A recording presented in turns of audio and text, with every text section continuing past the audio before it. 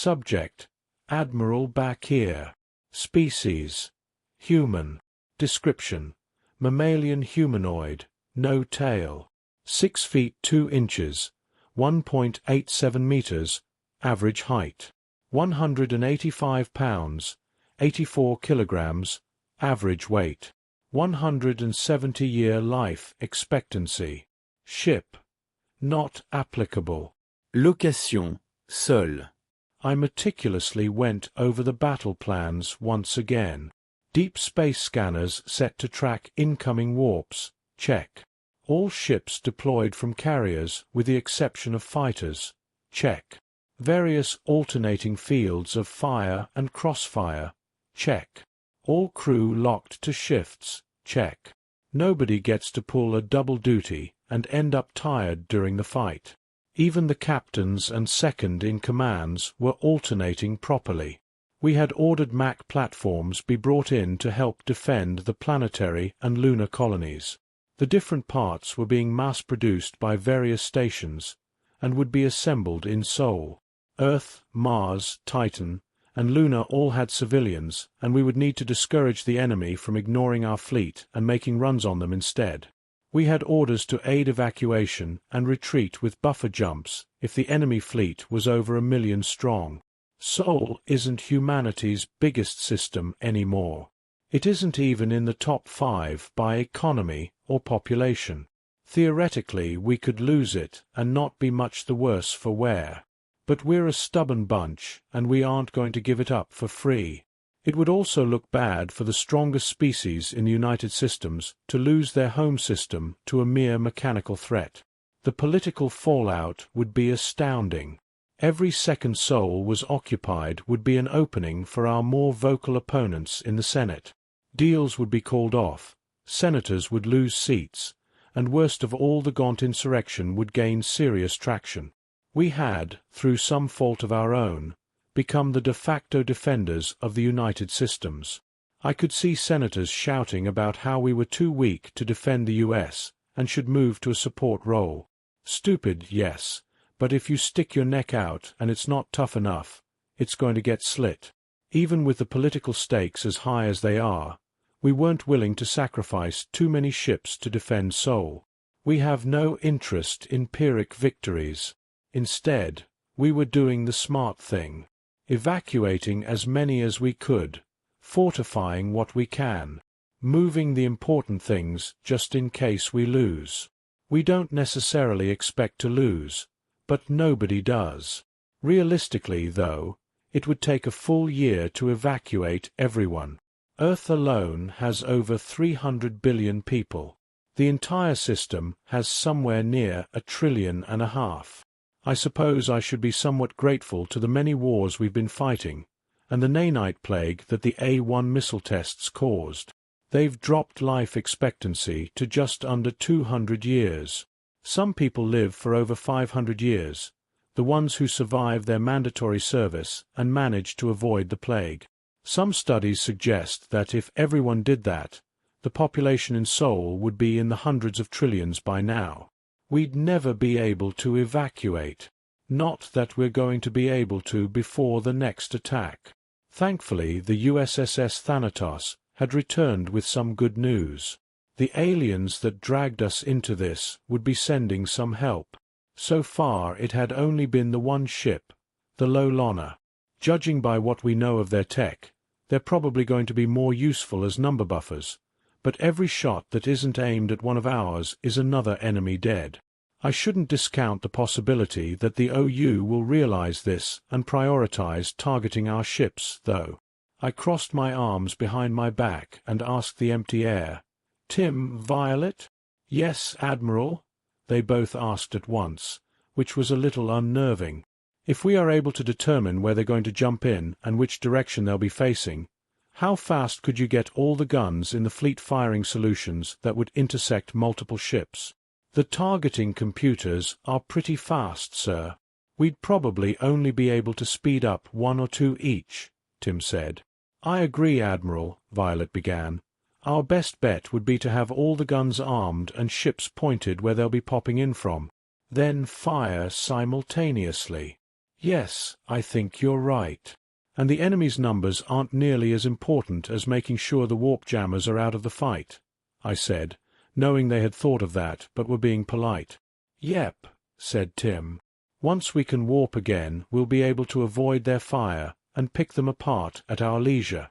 Judging from the last battle, they don't retreat either, so however many ships they send at us is how many they won't have for the next fight, I finished. Okay. Pay attention to the deep space sensors and help coordinate the fleet to point at the direction the enemy will be warping in from.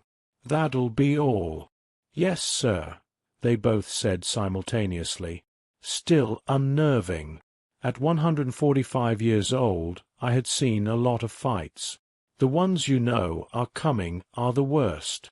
The anticipation alone can cause stomach ulcers and grey hair. I found myself staring at the battle plans again. Deep space scanners set to track incoming warps, check. All ships deployed from carriers with the exception of fighters, check. Various alternating fields of fire and crossfire. An object appeared on the TAC map. It was one of our scout ships, the USS Armstrong.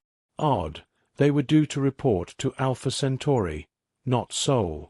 They had exited warp outside the system, scanned, and then warped into the system, checking to see if the battle had begun and warp disruptors were an issue. I waited for someone to tell me what they were doing here. Just before I lost my patience, I got a Priority 1 message from the USS Calais. I walked over to my desk to read it. Recipient, Admiral back here. The USS Armstrong encountered an alien species that was defeated by the Omni-Union. They are believed to be the ones who created the warp disruptor technology. Results of the battle show OU tactics are xenocidal. Enemy stronghold found. Possible home system. Data attached. US Armstrongental packet 3.sec. Sender.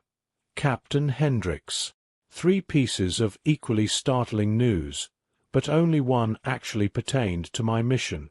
Xenocidal, meaning they wouldn't stop at Sol. They would try to wipe out all of our colonies down to the last person. Well, there goes the retreat option. I entered my clearance codes to view the data.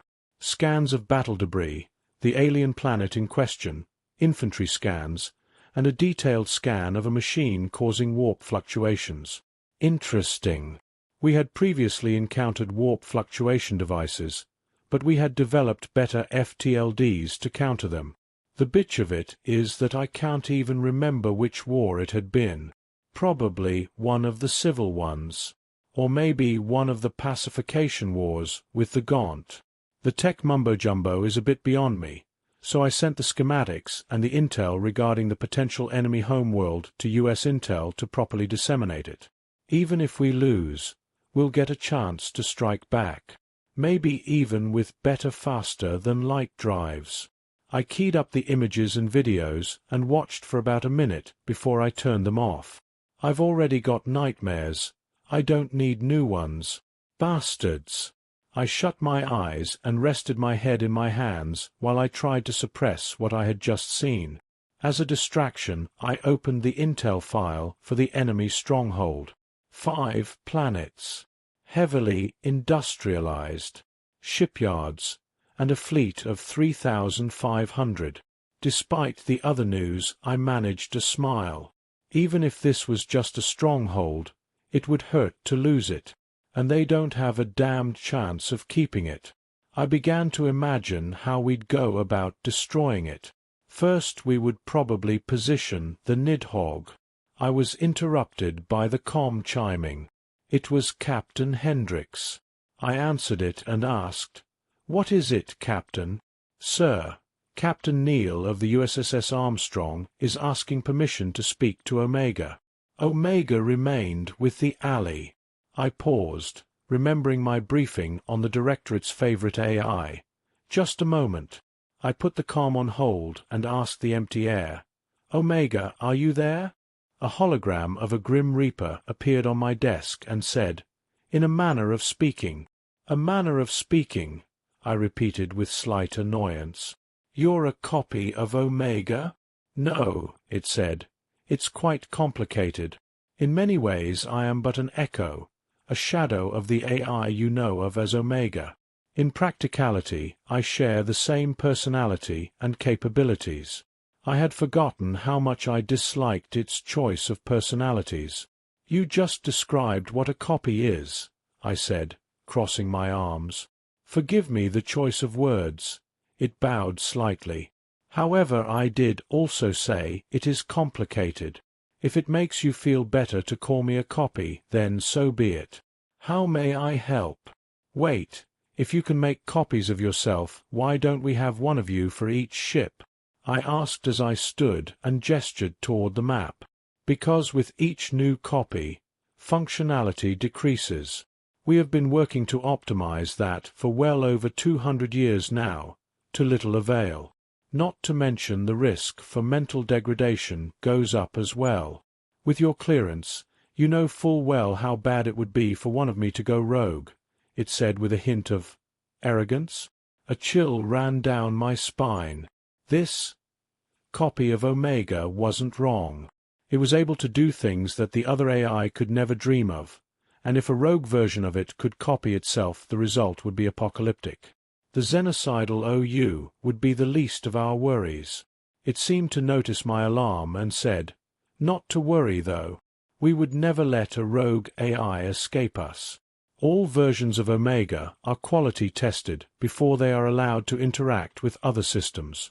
We also don't make copies without permission and supervision from the U.S. Engineering Corps. Though we are free to if we desire, we feel that the extra assistance is beneficial." "Understood," I said with a nod. "So, how are the copies made?" "I'm afraid that both the process for creation and how we function in relation to Omega are examples of need-to-know classified information. Was there anything else I could help you with?" "Yes, 2 things. First, download a copy of the data I have open on my desk and forward it to the Senate and the Directorate. Second, the captain of the USS Armstrong would like to speak to you," I said while turning back to the map. "Also, is there anything you can do to aid us in the battle to come? I have been overseeing the construction and delivery of the Mac platforms. They're running well ahead of schedule.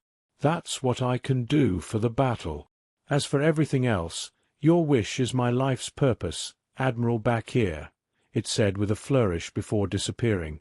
I reopened the line with Captain Hendricks and said, "Hendricks." "Yes, sir," came the reply. "Captain Neal will have his meeting.